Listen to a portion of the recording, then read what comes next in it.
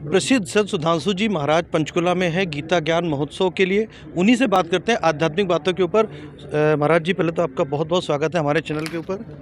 और आज आप पंचकुला में क्या उद्देश्य है, थोड़ा सा लोगों को बताएंगे?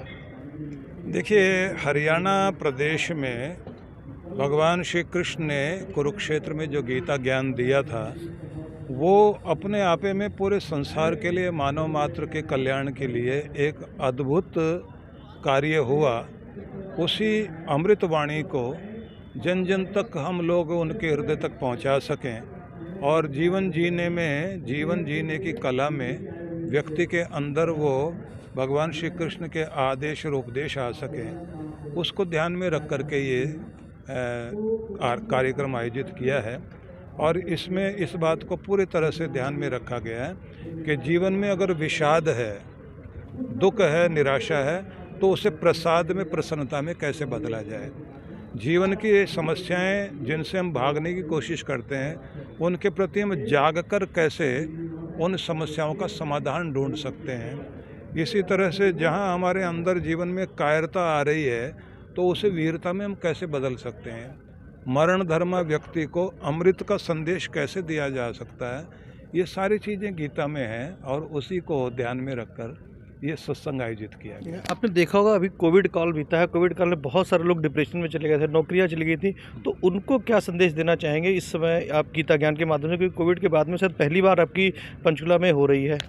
हाँ, बिल्कुल, बहुत अच्छी बात आपने कही है कि ये एक ऐसा वैश्विक रोग था जिसके कारण लोगों के शरीर में समस्या आई, मन में समस्या आई, घरों के रिश्ते टूटे और उसके साथ में आर्थिक रूप से लोग जो है बहुत ज़्यादा प्रभावित हुए हैं। तो ऐसे समय में दोबारा से खड़े होने के लिए और नए ढंग से अपने आप को तैयार करने के लिए आवश्यकता पड़ती है कि हम लोगों को उत्साहित करने वाले, प्रेरणा देने वाले विचार मिल सकें, क्योंकि व्यक्ति कहीं ना कहीं से प्रेरणा पा कर के ही अपने आप को ऊपर उठाता है।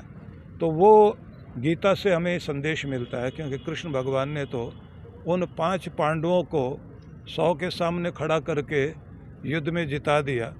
तो हर एक व्यक्ति के जीवन के लिए गीता अपने आप में एक बहुत बड़ी शक्ति बन सकती है। एक चीज़ है, आज की जनरेशन में देखा तो जो नई जनरेशन है वो आध्यात्म की तरफ नहीं आती। जो पुरानी जनरेशन है वो तो आध्यात्म को अपनाती है, मगर जो नई जनरेशन, जो हम लोग की वाली जनरेशन है, हम अपनी को भी रख लेते हैं, आध्यात्म की तरफ नहीं आते। उनको कैसे आप आध्यात्म की तरफ मोड़ेंगे? देखिए, उनको ये समझना चाहिए कि ये कोई बूढ़े लोगों के लिए उस समय बैठ के कि जिस समय वो समझें कि अब सारे जीवन से हम लोग जो है कार्य पूरे कर चुके हैं, तो भगवान का नाम लें और उस समय सत्संग सुने, ये नहीं है।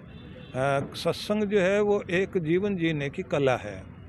जीवन के संघर्षों के बीच में मजबूत होने के लिए दिया जाने वाला वो अमृत संदेश है, जो हर व्यक्ति को हर स्थिति परिस्थिति में लाभ देता है। तो युवाओं को भी आवश्यकता है, उन तक पहुंचने की ज़रूरत है।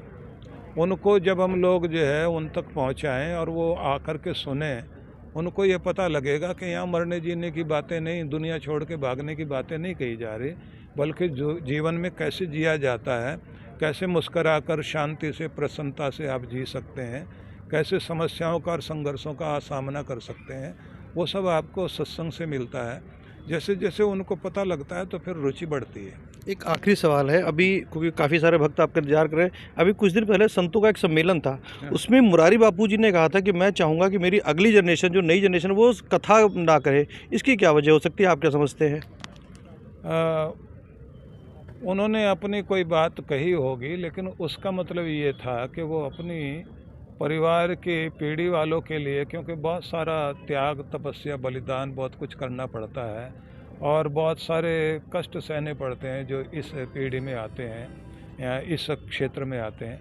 लेकिन एक बात ज़रूर है कि आने वाले समय में वो रंग तो लगता ही है जो माता पिता में रहता है, क्योंकि हमने ये देखा है कि हमारे पिताजी ने, हम अपने घर में सबसे बड़ी संतान थे, तो उन्होंने कहा कि हमारे माता पिता की इच्छा थी कि अपने पहली संतान को धर्म के लिए अर्पित करो, तो क्या तुम इस तरफ आना चाहोगे? तो हमने कहा अगर आपकी इच्छा है तो हम ज़रूर करेंगे। तो जब ये भावनाएं दी जाएंगी कि हमारी पहली संतान धर्म की तरफ आए, और प्रथम कोटि की जो प्रतिभा है वो धर्म की तरफ चले, तो उसके बाद में और लोगों को भी ये प्रेरणा मिलेगी। क्या कहेंगे आज की युवा पीढ़ी को जो आज के टाइम पे अध्यात्म की तरफ नहीं आती, क्या कहना चाहेंगे आप? संदेश एक छोटा सा। सबको ये कहना चाहूँगा, जो हमारे यहाँ हम लोग कहा करते हैं कि हर दिन इस तरह बिताओ कि रात को चैन की नींद सो सको, और हर रात इस तरह बिताओ कि जागो तो चेहरे पर मुस्कुराहट हो। दिन को इस तरह बिताओ कि रात को शांति से सो सको, और जवानी को इस तरह बिताओ कि बुढ़ापे में पछताना ना पड़े, और बुढ़ापे को इस तरह बिताओ कि किसी के आगे हाथ ना फैलाना पड़े। जवानी को इस तरीके से बिताओ कि बुढ़ापे में पछताना पड़े। कुछ इसी संदेश के साथ सुधांशु जी महाराज जो थे हमारे साथ में, जिन्होंने एक बड़ा मैसेज संदेश दिया। धन्यवाद।